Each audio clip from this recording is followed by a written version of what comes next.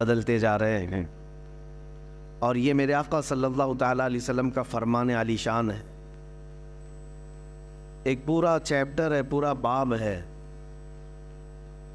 حدیث کی کتابوں میں، خاص طور پر بخاری شریف میں بھی ہے اور دیگر معتبر کتابوں میں۔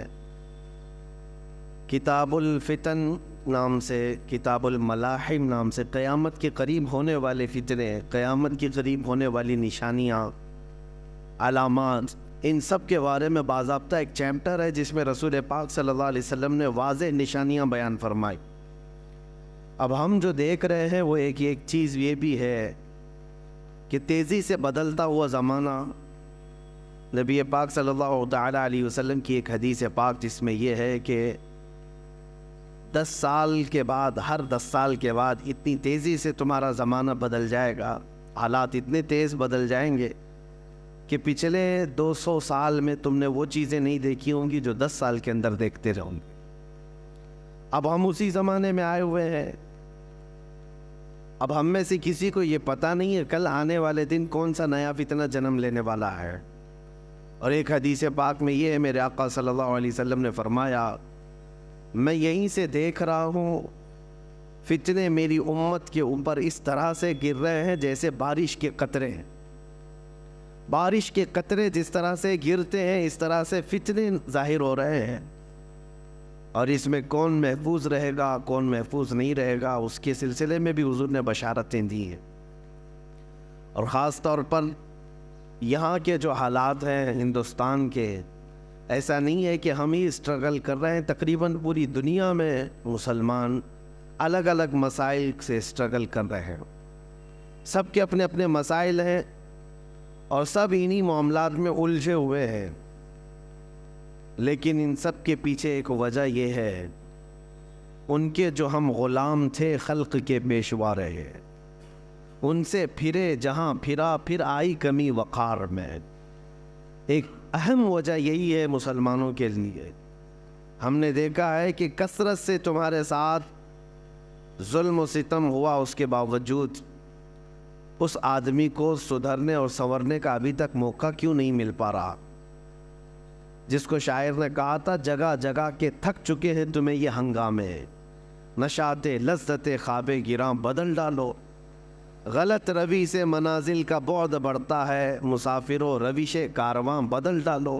آج ہماری لاپرواہی اور عدم احساس اتنا بڑا ہوا ہے کہ ہمیں کوئی اہم واقعہ تھوڑی دیر کے لیے ڈسٹرب کرتا ہے۔ ہم نے کسی کو مرتے ہوئے دیکھا، مارتے ہوئے دیکھا، کٹتے ہوئے دیکھا، کاٹتے ہوئے دیکھا، ویڈیو کو ہم نے شیئر کر دیا، تھوڑی دیر کے لیے ہو سکتا ہے ہمارے اندر غم کے آثار نظر آئے، دوسرے دن سے وہی عیاشی ہے، نہ کوئی تبدیلی آئی، نہ کوئی بدلاؤ آیا۔ ایسے ہزار ہنگامے دیکھ چکے ہم۔ ہمارے ساتھ کیا ہوا؟ اسلام کے ساتھ، قرآن کے ساتھ یہ جو آج دنیا کھیل کھیل رہی ہے، ہونا تو یہ چاہیے جس کے اندر ضمیر زندہ ہو، احساس ہو، وہ اپنی زندگی کو بدلنے کا عزم کر لے کہ کہیں یہ میری شامت اعمال تو نہیں ہے، یہ میرے گناہوں کی وجہ سے اس قدر عذابات تو نہیں آ رہے ہیں، لیکن احساس کیوں نہیں آتا؟ بڑے بڑے واقعات ہم دیکھ رہے ہیں اپنی زندگی میں، لیکن اس کے بعد بدلاؤ کیوں نہیں آتا؟ یہ ایک بہت اہم چیز ہے جس کی طرف ہم لے جانا چاہتے ہیں۔ عزیزان گرامی وقار، آج مجھے صرف بات یہ عرض کرنی تھی۔ قرآن پاک میں اللہ تعالیٰ فرماتا ہے، اسلام کے علاوہ کوئی دوسرا لے کر کے آئے، قیامت کے دن اس کو دیکھا بھی نہیں جائے گا، قبول بھی نہیں کیا جائے گا۔ اور ان الدین عند اللہ الاسلام، اللہ کے نزدیک اگر کوئی دین ہے تو اسلام ہے۔ اور اللہ تعالیٰ فرماتا ہے، رضیت لکم الاسلام دینا، میں تمہیں اسلام دے کر راضی ہوا۔ تو جس قوم کے پاس یہ دین ہے اسے یہ چاہیے فخر کرے کہ اللہ تبارک و تعالیٰ نے اپنا چنندہ اور اپنا پیارا دین مجھے دیا ہے اور میں اس سے وابستہ ہوں۔ اور ساری دنیا کے ٹارگٹ پر آج تم ہو، اس کی وجہ بھی یہی ہے۔ جس کے پاس کوئی دولت ہوتی ہے اسی سے حسد بھی ہوتا ہے، اسی سے لوگوں کو جیلس بھی ہوتا ہے۔ تمہارے پاس یہ سب سے بڑی دولت جو دین اسلام اور میرے آقا صلی اللہ تعالیٰ علیہ وسلم کی محبت ہے، یہ ایک بہت بڑی دولت ہے۔ اب اس کو ختم کرنے یا اس کو کم کرنے کے لیے یہ حربے اپنائے جاتے ہیں آج، جو ہتھ کنڈے ہیں، کسی نہ کسی طرح تمہیں کمزور کر دیا جائے۔ میں آج اپنے حالات کے متعلق عرض کروں کہ تمہیں پریشان دیکھنے کے لیے یا پریشان کرنے کے لیے تمہارے قوانین سے چھیڑ چھاڑ کرنا کہ ایگریسو ہو جائیں، کبھی ذات مصطفیٰ صلی اللہ علیہ وسلم کو نشانہ بنانا، کبھی قرآن کی توہین کرنا، کبھی اسلام کو برا بھلا کہنا، کبھی اسلام کے قانون بدلنے کی بات کرنا، یہ سب چیزیں تمہاری آزمائش کا دور ہے۔ ہونا تو یہ چاہیے کہ جو سچا مومن ہے اس کے دل میں اسلام کی محبت اور بڑھتی چلی جائے، اور بڑھتی چلی جائے۔ لیکن اس طوفانی زمانے میں جو ڈاواں ڈول ہوتا ہے اس کو یہ لگنے لگ جاتا ہے کہ مجھے نیوٹرل رہنا چاہیے، بھی سیکولر ہو جانا چاہیے تاکہ یہ ظالموں کے ہاتھ میں نہ آ جاؤں۔ نہیں میرے عزیزو، آج تمہیں پکا مسلمان بن کے دکھانے کا وقت آ چکا۔ اب نیوٹرل نہیں، سیکولر نہیں، یہ جو لفظ ہے سیکولر، یہ تو منافق کو کہتے ہیں، چھپا ہوا منافق۔ آپ جس دین پر قائم ہے اس دین کے بارے میں آپ کو اتنا یقین ہونا چاہیے کہ یہ اللہ کا سب سے محبوب دین ہے، اور کامل جس کے بارے میں قرآن نے کہا الیوم اکملت لکم دینکم۔ کسی بھی دین کے بارے میں سرٹیفکیٹ نہیں ہے کہ وہ کمپلیٹ ہو چکا ہے، لیکن قرآن نے دین اسلام کے لیے کہا ہے، اللہ فرماتا آج کے دن میں نے تمہارا دین مکمل کر دیا۔ یہودی خود کہتے ہیں کہ اگر یہ آیت ہماری کتاب میں آئی ہوتی، ہماری کتابوں میں آئی ہوتی یہ آیت کہ تمہارا دین کمپلیٹ ہو گیا، وہ کہتے ہیں ہم تو اس آیت کے اترنے کے دن ہر سال عید مناتے ہیں۔ مسلمانوں کو یہ خاصہ ملا ہے، میرے آقا صلی اللہ تعالیٰ علیہ وسلم جب آخری حج میں تھے، حجۃ الوداع کے موقع پر یہ آیت نازل ہوئی، اللہ نے فرمایا آج کے دن دین تمہارا کمپلیٹ ہو گیا، میرے دین میں کوئی گنجائش ہی نہیں ہے کمی کی۔ ہمارے اسلام میں بچے کے پیدا ہونے سے لے کر کے اس کی قبر میں جانے تک کے کسی مسئلے کو تشنا نہیں چھوڑا گیا ہے۔ لے کر کے آؤ، چیلنج ہے ہمارا، جس بھی مسئلے کو لے کر کے آؤ گے زندگی کے گزارنے کے طور طریقے، اسلام نے اس کو تشنا نہیں چھوڑا، خالی نہیں چھوڑا، مسائل موجود ہیں۔ حتیٰ کہ یہودی اس بات کا مذاق اڑاتے تھے۔ حضرت سلمان فارسی رضی اللہ تعالیٰ عنہ ایک جگہ سے گزر رہے تھے، پیشاب کرتے وقت ڈھیلے کا استعمال، تو انہوں نے کہا کیا تمہارے دین میں یہ بھی بتایا جاتا ہے؟ حضرت سلمان فارسی رضی اللہ تعالیٰ عنہ نے فرمایا ہاں بے شک، میرے دین میں کسی بھی چیز کو چھپایا نہیں گیا، حتیٰ کہ عدد بھی بتائی گئی ہے کہ کتنے ڈھیلے استعمال کرے تو پاک ہو جائے، بیٹھ کر کے کرے، کھڑا ہو کر کے کرے، کسی بھی چیز کو خالی نہیں چھوڑا گیا۔ اور میرا یہ چیلنج ہے، دنیا کی کسی بھی قوم کو لا کر کے پڑھ کر کے بتاؤ، بہت سارے مسائل سے وہاں پر صرف نظر کر لیا گیا، یا تو بچوں کے متعلق مسائل نہیں ملیں گے، یا عورتوں کے متعلق نہیں ملیں گے، یا بوڑھوں کے متعلق نہیں ملیں گے، یا شادی شدہ مسائل، یا پھر تجارت کے معاملات، پڑوسیوں کے معاملات۔ لیکن دین اسلام ایسا نہیں، اس میں تو اتنے باب ہیں، اتنے ابواب ہیں، اتنے چیپٹر ہیں کہ پوری زندگی کو گھیرا ہوا ہے۔ اور آج کے درندے اٹھ کر کے یہ کہتے ہیں، یہ جو یونیفارم سول کوڈ کا مسئلہ جو اٹھایا گیا ہے کیا ہے؟ ان کو اچھی طرح سے پتہ ہے کہ دین اسلام پورے قوانین رکھتا ہے۔ میں ان سے پوچھتا ہوں کہ 100 سال پہلے چلے جائے، تمہارے پاس لا کی کتاب کہاں ہے؟ قوانین کہاں ہیں؟ ایک ملک چلانے کے لیے جو قوانین ہوتے ہیں، لا ہوتے ہیں، اس کی تاریخ ڈھونڈ کر کے لاؤ، کون سا ملک لا کے تحت چلتا تھا۔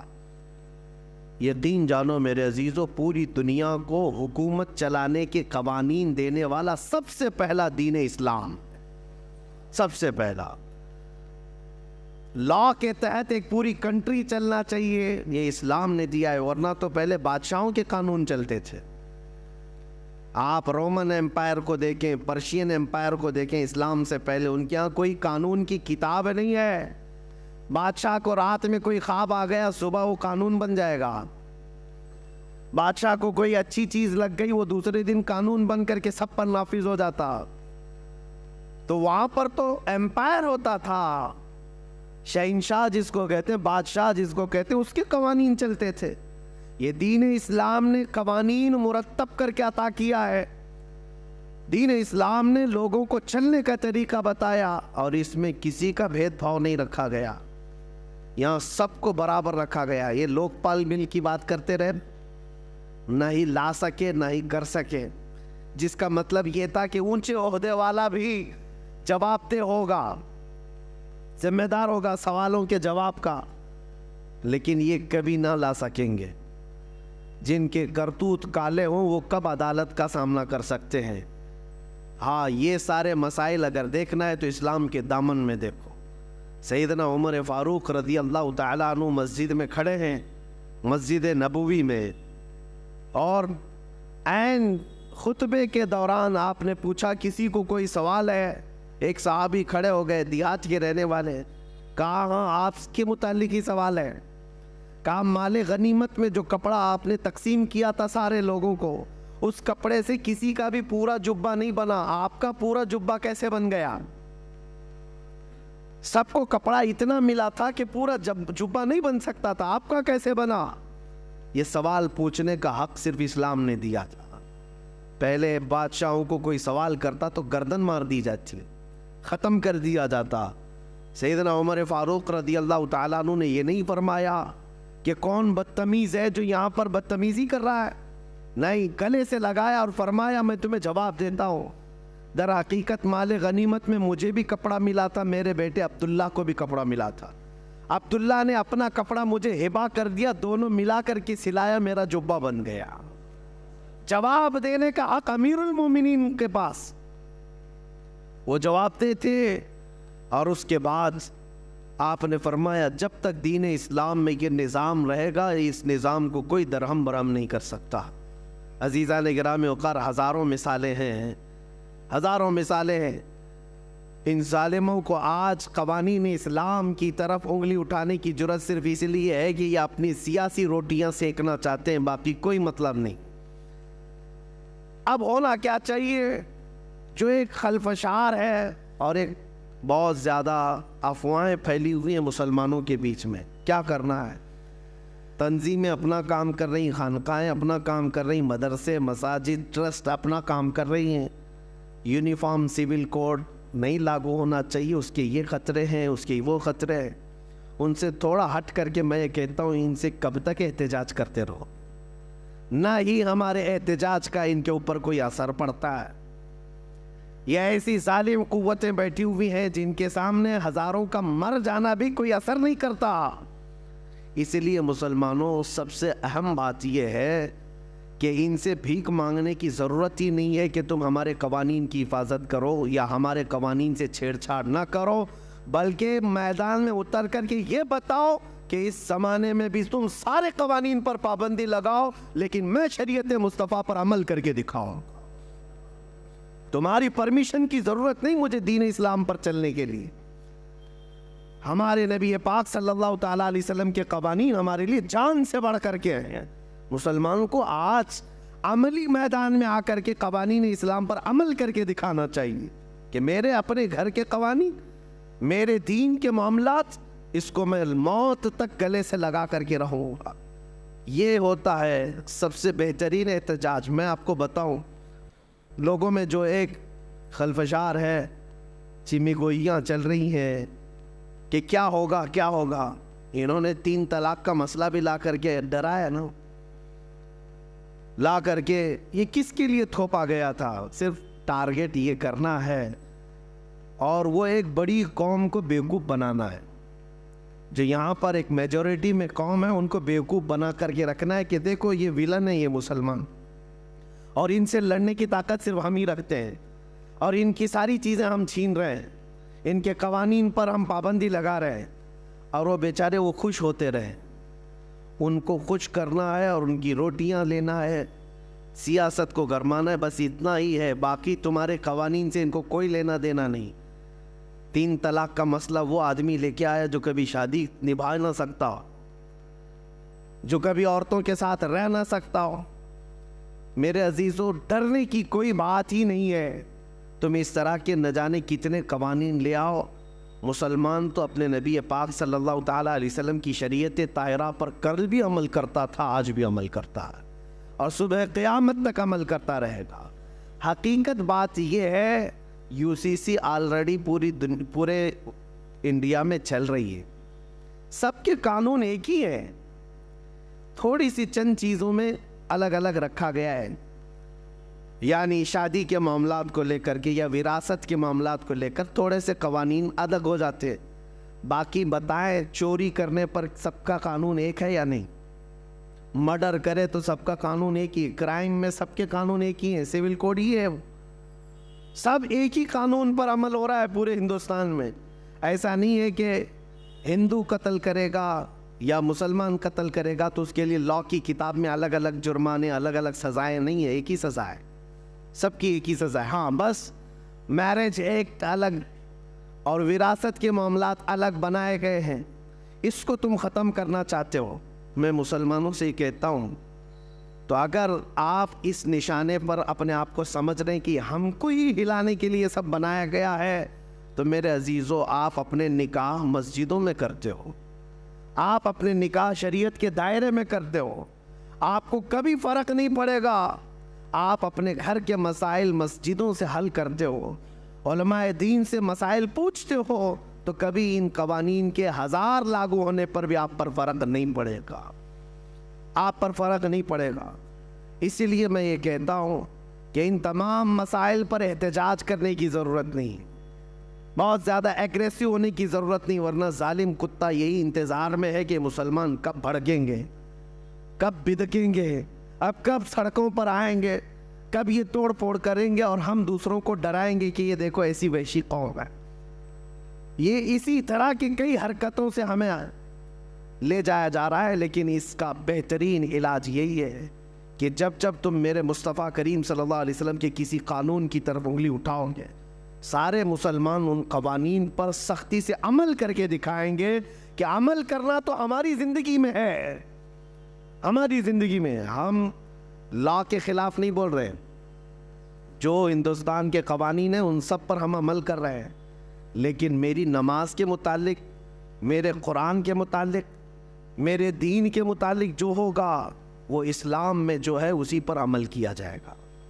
کوئی ایسا آدمی مجھے نماز سکھانے نہیں آ سکتا جس کو پیشاب کرنے کا سلیقہ نہ ہو۔ بہرحال تمہارا دین کمپلیٹ ہے، کامل ہے، اکمل ہے، اور اس سے بہترین دین ہے ہی نہیں۔ اس بات کا یقین لے کر کے چلو۔ میں ان سے کہتا ہوں، ذرا جھانک کر کے دیکھتے تاریخ کے اوراق میں اسلام نے جو عدل و مساوات پوری دنیا میں قائم کی ہے، وہ غیروں کی کتابوں سے اگر میں آپ کو بتاؤں، اپنوں کی نہیں، غیروں کی لکھی ہوئی کتابیں، ان کو آج تک جو بھیک مانگتے ہوئے کسان ان کے پاس قانون کے لیے آئے، انصاف دینے کی نوبت نہ آ سکی، جو کھلاڑی وہاں پر ان سے انصاف مانگتے رہے، انصاف دے نہ سکے، پورے لوگ سڑکوں پر رہے، انصاف دے نہ سکے، اور پارلیمنٹ میں بیٹھ کر کے اگر قوانین اسلام کو نشانہ بنانے کی کوشش کرتے ہیں تو میں دعوت دیتا ہوں، آؤ دیکھو دین اسلام۔ تم یہ کہتے ہو اس کا اکروچ تھا، ظلم تھا، بڑھتے چلے گئے۔ ایک روایت میں نے پڑھی آج ہی، عمر ابن عبدالعزیز رضی اللہ تعالیٰ عنہ کا زمانہ خلافت ہے۔ حضرت عمر ابن عبدالعزیز، ان کو 5واں خلیفہ راشد بھی کہا جاتا ہے، اتنا عدل تھا ان کا۔ ان کے زمانے میں سمرقند، جو آج ازبکستان وغیرہ رشیا کے علاقوں میں آتا ہے، سمرقند پر اسلامی فوج نے حملہ کیا اور پورے سمرقند کو فتح کر کے اپنا جھنڈا پھیلا دیا، اور سپہ سالار کون تھے؟ حضرت قتیبہ۔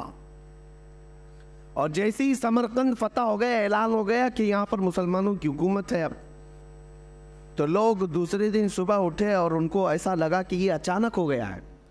تو وہاں پرانا چرچ تھا، وہاں ایک پادری رہتا تھا، اس نے کہا یہ کیسے؟ ہم نے سنا ہے مسلمان اس طرح سے اچانک نہیں کرتے، لیکن 50,000 کی فوج قتیبہ کے ساتھ ہے، کون مقابلہ کرتا؟ اس عیسائی نے اپنے چند ساتھیوں سے مشورہ کیا کہ یہ ایسا مناسب نہیں ہے، ہم ان کے خلیفہ کے پاس جاتے ہیں۔ تو وہ ملک شام آیا چند ساتھیوں کو لے کر کے۔ دمشق میں عمر ابن عبدالعزیز اس وقت رہا کرتے تھے۔ جب دمشق آئے تو اس عیسائی نے لوگوں سے پتہ پوچھا کہ خلیفہ وقت کہاں ہے۔ لوگوں نے جو اشارہ دیا، پتہ بتایا، اس پتے پر آ کر کے دیکھا تو ایک چھپر کا گھر ہے اور ایک دبلا پتلا آدمی کپڑے سیتا ہوا بیٹھا ہے۔ یہ عیسائی پادری قریب آیا اور اس نے کہا انہوں نے دھوکہ دیا مجھے۔ پلٹ کر کے پھر کہنے لگا میں مسلمانوں کے خلیفہ کے پاس آنا چاہتا ہوں۔ تو ایک بوڑھے شخص نے کہا وہ جو کپڑے سل رہا ہے وہی خلیفہ ہے، وہی ہے جس کا رعب و دبدبہ اتنا تھا عمر ابن عبدالعزیز کا۔ اللہ اکبر، آپ تاریخ پڑھیں، عمر ابن عبدالعزیز کے زمانے میں 200 کلومیٹر دور بھی اگر کوئی بیٹھا ہوا ہے تو نا انصافی کرنے سے گھبراتا تھا، ڈرتا تھا کہ عمر ابن عبدالعزیز کا دور چل رہا ہے۔ اور اس خلیفہ کا وقت یہ ہے کہ ایک چھپر کے گھر کے نیچے بیٹھے ہوئے کپڑے سل رہا ہے۔ اس عیسائی پادری نے سوچا کہ ان سے مجھے کیا انصاف ملے گا، 50,000 کی فوج لے کر کے جو سپہ سالار میرے شہر پر حملہ آور ہوا ہے اس کے بارے میں کیا بتاؤں گا۔ کہا کہ پھر بھی کہہ دیتا ہوں۔ عمر ابن عبدالعزیز کے پاس آیا اور کہا میں سمرقند سے آیا ہوں، میری ایک شکایت ہے۔ کہا بتاؤ کیا ہے۔ کہا کہ آپ کا ایک سپہ سالار تقریباً 50,000 کی فوج لے کر کے آیا ہے، آس پاس کے علاقے فتح کرتے ہوئے اچانک رات کو ہمارے شہر پر حملہ کیا اور دوسرے دن فتح کا اعلان کر دیا۔ کہا کیا چاہتے کیا ہو؟ کہا میں نے سنا ہے کہ جب کبھی مسلمان فوجی جاتے ہیں کسی جگہ پر تو سب سے پہلے ان کو دعوت پیش کرتے ہیں عدل و مساوات کی، اسلام کی، امن کی، اور اگر وہ سامنے والے ماننے کو تیار نہیں اور جنگ کرنے پر تیار ہو تو جنگ کرتے ہیں اور اس کے بعد فتح کا اعلان کرتے ہیں۔ لیکن آپ کا سپہ سالار آیا، نہ اس نے ہم کو کسی چیز کی دعوت دی، نہ بلایا، نہ یہ ہمارا مقابلہ ہوا، راتوں رات فتح کر کے وہ اپنے جھنڈے گاڑ دیا۔ حضرت عمر ابن عبدالعزیز نے ایک خط نکالا، خط پر لکھا اور کہا کہ لے جاؤ قتیبہ کو دے دینا۔ اس خط میں لکھا ہوا تھا کہ ایک قاضی مقرر کیا جائے، فوراً ایک قاضی اسلام مقرر کیا جائے اور اس قاضی کے پاس یہ عیسائی اپنا مسئلہ رکھے گا اور قاضی جو فیصلہ کرے اس پر عمل کیا جائے۔ خط لے کر کے وہ عیسائی آیا، پادری ہے، عیسائی ہے، کہا کہ اس خط کو پتہ نہیں یہ لوگ پھاڑ کے پھینک دیں۔ لیکن جب قتیبہ کے پاس لا کر کے دیا تو اس کے ہاتھ کانپنے لگے سپہ سالار کے کہ عمر ابن عبدالعزیز کا خط آیا ہے۔ پڑھنے کے فوراً بعد قاضی کا انتخاب کرنے کا اعلان کیا کہ خلیفہ وقت کی طرف سے قاضی کے انتخاب کی بات آئی ہے۔ تو اس وقت قاضی کا انتخاب ایسا نہیں ہے کہ 4 لوگ بیٹھ کر کے کر دیتے، جو سب سے پرہیزگار ہوا کرتے، تہجد گزار ہوا کرتے اور علم میں سب سے زیادہ ہوا کرتے، وہ قاضی بننے کے منصب پر آتے۔ قاضی اسلام چن لیا گیا ایک عالم باعمل کو، اور انہوں نے اپنی عدالت لگائی اور کہا کہ کیا مسئلہ ہے اس عیسائی پادری کا۔ اب وہ عیسائی جو پادری تھا اس نے رکھا کہ آپ کی طرف سے یہ جو فوج آئی یہ اچانک آئی، ہمیں موقع نہیں دیا گیا ہے، اور جبکہ اسلام کا ہم نے یہ سنا ہے کہ وہ جہاں جاتے ہیں پہلے دعوت پیش کرتے ہیں امن کی، مساوات کی، عدل کی، اور اگر سامنے والا جنگ کرنے پر تل جائے تو پھر جنگ کی جاتی ہے اور پھر حملہ میں اگر کامیاب ہو جائے تو فتح یاب سمجھا جاتا ہے۔ تو قاضی اسلام نے بلایا قتیبہ، کہا کیا یہ عیسائی پادری جو کہہ رہا ہے وہ صحیح ہے؟ آپ نے ان کو دعوت دی تھی؟ کہا کہ نہیں دعوت دی۔ کہا کہ راتوں رات آپ نے ان کے شہر پر قبضہ کیا؟ کہا بات در حقیقت یہ ہے قاضی اسلام کہ ہم نے آس پاس کے علاقوں سے جنگ کی ہے، ہم نے دیکھا ہے، اور ان سے جنگ سختی کے ساتھ ہوئی اور اس کے بعد ہم نے وہ علاقے فتح کیے، اور یہ سمرقند تو بڑا زرخیز علاقہ ہے، یہاں کے لوگ تو اور بھی زیادہ اس شہر کو چھوڑنے کو تیار نہیں ہوتے، اس لیے ہم نے سوچا کہ یہ سوئے ہوئے ہیں، اس وقت میں ہم فتح حاصل کر لیں۔ قاضی اسلام نے فیصلہ دیا کہ آج کی مغرب ہونے سے پہلے پہلے تمہاری پوری فوجیں اس شہر کو خالی کر دیں، سمرقند کو خالی کر دیں۔ قاضی کس کے متعلق فیصلہ دے رہا ہے؟ کسی دوسری قوم کے لیے نہیں، اپنے ہی فوجیوں کے متعلق کہہ رہا ہے کہ یہ اسلام کے قوانین سے ہٹ کر کے ہے، نہ ہی اس طرح کا دستور کبھی چلا ہے۔ قتیبہ کو جیسی آرڈر آیا قاضی اسلام کا، فوج میں اعلان ہوا، اور یہ صبح کا فیصلہ جو تھا 50,000 فوجیں سمرقند کو چھوڑ کر کے ساز و سامان کے ساتھ مغرب سے پہلے نکلنے لگی۔ مغرب سے پہلے پہلے قتیبہ کے ذات ساری فوجیں شہر چھوڑ کر باہر نکلیں۔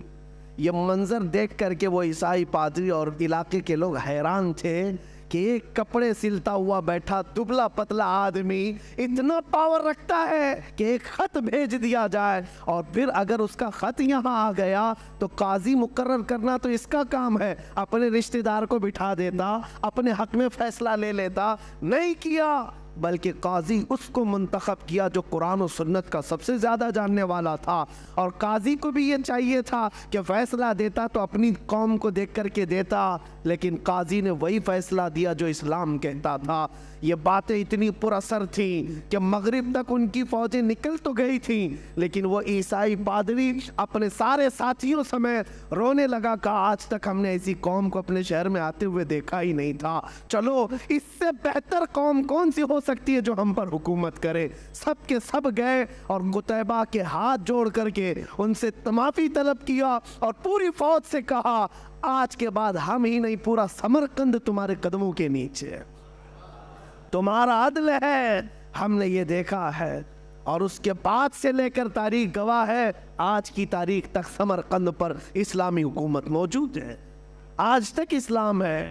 عزیزان گرامی وقار، یہ وہی سمرقند و بخارا کی بات کر رہا ہوں جہاں سے کبھی امام بخاری پیدا ہوئے، امام مسلم، یہ بڑے بڑے محدثین اسی علاقے سے آئے ہوئے ہیں۔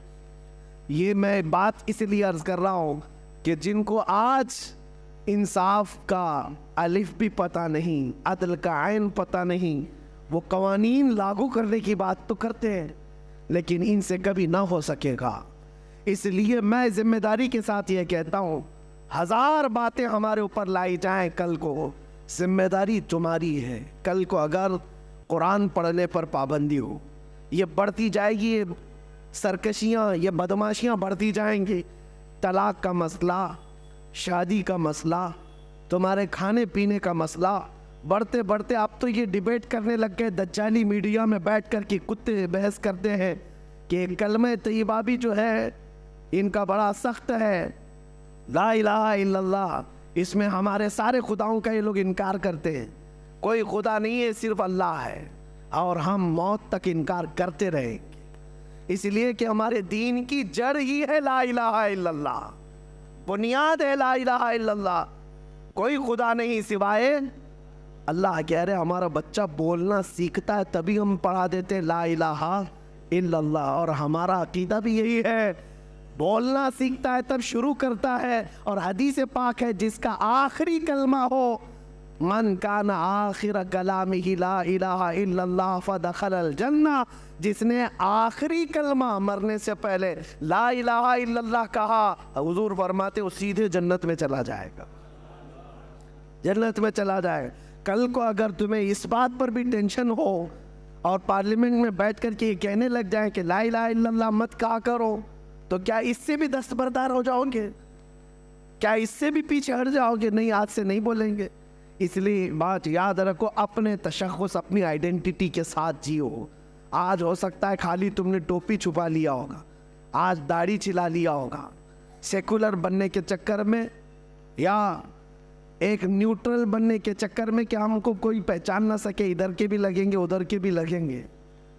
ہو سکتا ہے ٹوپی اور داڑھی سے دستبردار ہو گئے ہو، لیکن دنیا صرف اتنے ہی پر مطمئن کبھی نہیں ہوگی۔ قرآن کہتا ہے وَلَن تَرْضَى عَنْكَ الْيَهُودُ وَلَا النَّصَارَى حَتَّى تَتَّبِعَ مِلَّتَهُمْ، یہود اور نصرانی تم سے ہرگز راضی نہیں ہوں گے جب تک کہ تم ان کے دین میں داخل نہ ہو جاؤ۔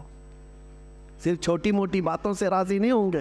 ہم نے دیکھا ہے کہ بیچارے ابھی 2 سال پہلے جو دین بدل کر کے چلے گئے، نام بھی بدل لیا، لکھنؤ کا ایک رافضی شخص، کشکا بھی لگایا، کلنک بھی لگایا ان کو راضی کرنے کے لیے، لیکن 6 مہینے سے زیادہ پال نہ سکے، ٹھوکر مار کر کے بھیج دیا گیا۔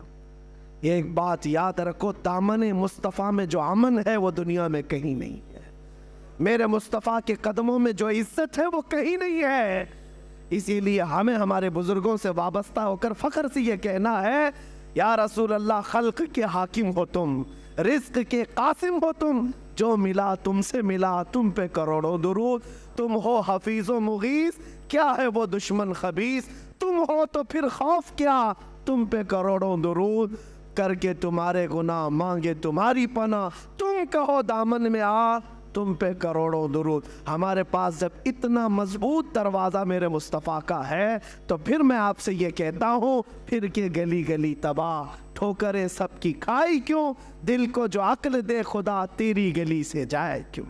بس ایک دربار مضبوطی سے تھامے رہے، جیسے بھی حالات آئیں، نیوٹرل اور سیکولر کا لفظ اپنی زندگی میں آنے نہ دے۔ میں دین اسلام پر کل بھی قائم تھا، آج بھی قائم ہوں، اور انشاءاللہ موت تک قائم رہوں گا۔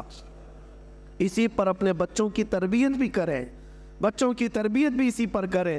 جن لوگوں کو یہ مسائل، یہ قوانین درپیش ہے، یہ وہ لوگ ہیں جنہوں نے اسلام کو حکم نہیں مانا، جنہوں نے شریعت مصطفیٰ کو حکم نہیں مانا، ان لوگوں کے لیے مسائل ہے۔ طلاق تمہارے گھر میں ہوئی، اللہ 1000 بار نہ کرے، مسئلہ شریعت کا پوچھا، قرآن و حدیث سے اگر مسئلہ بتا دیا، سر جھکا کر عمل کر لیا تھا تو عافیت ہے، نہیں عمل کرنا تھا، تم نے اسلام کو حکم نہیں مانا، تو جاؤ پھر ہاتھ جوڑ کر کے کھڑے رہو، اور جہاں جیسا کہا جائے گا ویسے تمہیں عمل کرنا ہو۔